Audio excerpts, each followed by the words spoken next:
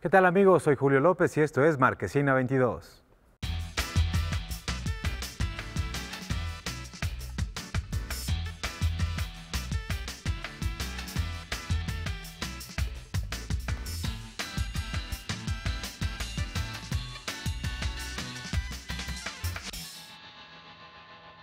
Pues como siempre estoy muy bien acompañado por mis queridos amigos. Jesús Chavarría, ¿cómo estás? ¿Qué tal? Bien, muy bien, aquí contento. Vamos a hablar de cine, ya hace falta. Gerardo. Más feliz no podría estar de estar en una marquesina más, porque el programa de hoy va a estar interesante. Bueno, este y todos. Este y todos, sí, porque además va a haber cine francés. Vamos a conocer los estrenos de este fin de semana.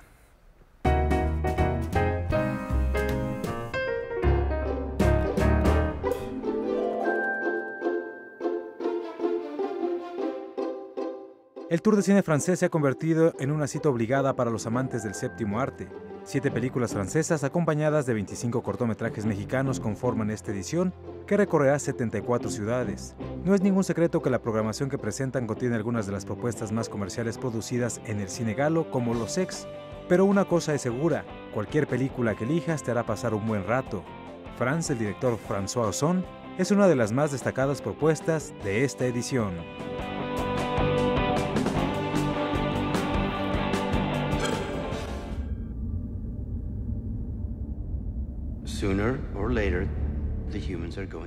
Si después de ver las series de Agentes de S.H.I.E.L.D. y Iron Fist, alguien pensaba que no se podría hacer algo peor con los personajes de Marvel, llega Inhumans para demostrar lo contrario.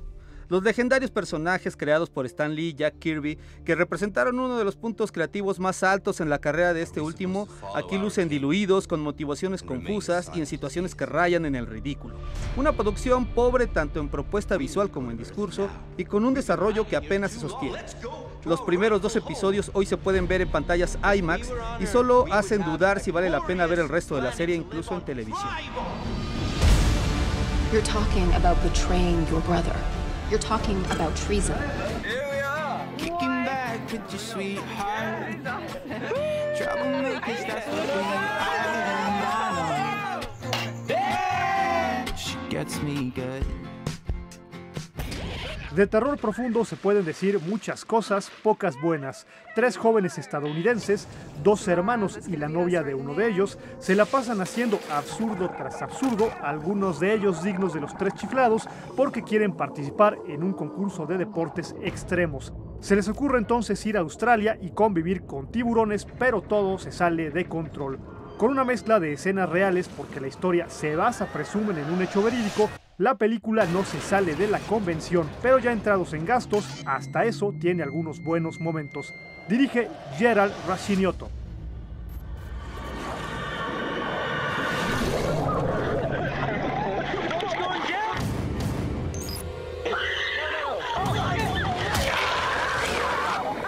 Y a propósito del estreno de Terror en lo Profundo, vamos a hablar de películas y de sus personajes que se encuentran en situaciones límite.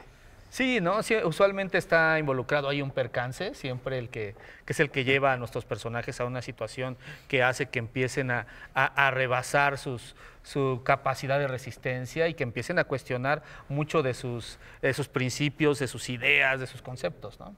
Así es, vivir al límite, cosa que le gusta mucho al público pues hollywoodense y al público mundial, ¿no? Porque meten mucho dinero, la gran mayoría de las veces, estas películas. Tú nos ibas a hablar de un personaje muy particular, ¿no? De un actor que ha dado vida varias veces a un boxeador y que ya se está preparando para la siguiente película, pero ha dado vida a personajes muchas veces en situación límite. Pues mira, es una película de 1993 que se llama Cliffhanger, que dirige Renny Harlin. Una película que además fue la más taquillera, o estuvo entre las 5 más taquilleras de 1993. La verdad es que, pues, ¿de qué se trata? Pues nada, pues es un rescatista que es contactado por un ladrón de bancos que se queda en medio de una montaña. El ladrón de bancos es John Lithgow, que ahora ya cuesta un poquito de trabajo creerle el papel de villano o dejarle de ver la cara como de Churchill. Entonces pues va Sylvester Stallone un poquito superando el trauma de no haber salvado a la esposa o a la novia de su mejor amigo para rescatar a este hombre que él cree que es simplemente un deportista que se ha quedado ahí.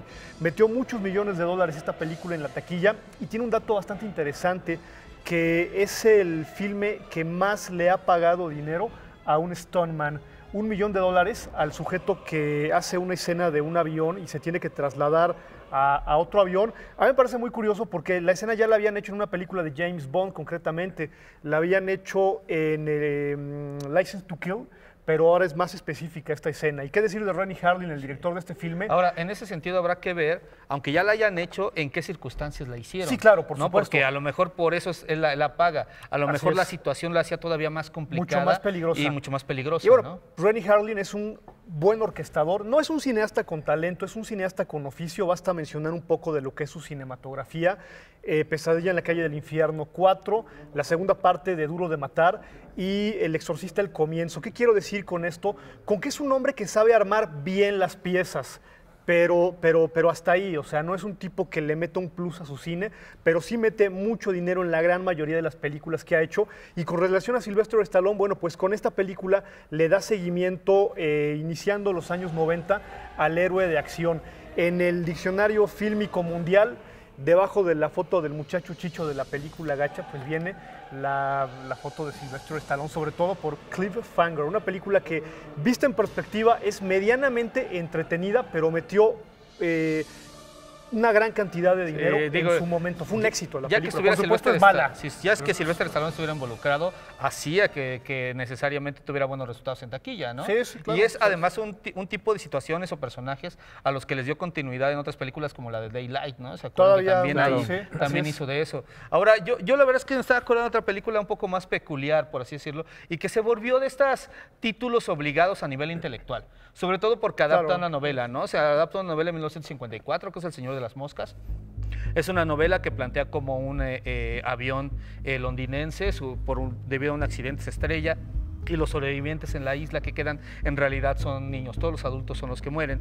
Y a través de este punto de partida es que entonces empieza a desarrollar una historia que termina reflexionando sobre la naturaleza de la maldad, ¿no? Sobre el instinto o el lado primitivo del ser humano y además otras cuestiones sociales que creo que son en las que a final de cuentas termina enfocándose mucho más la versión fílmica, que es de 1990, según recuerdo.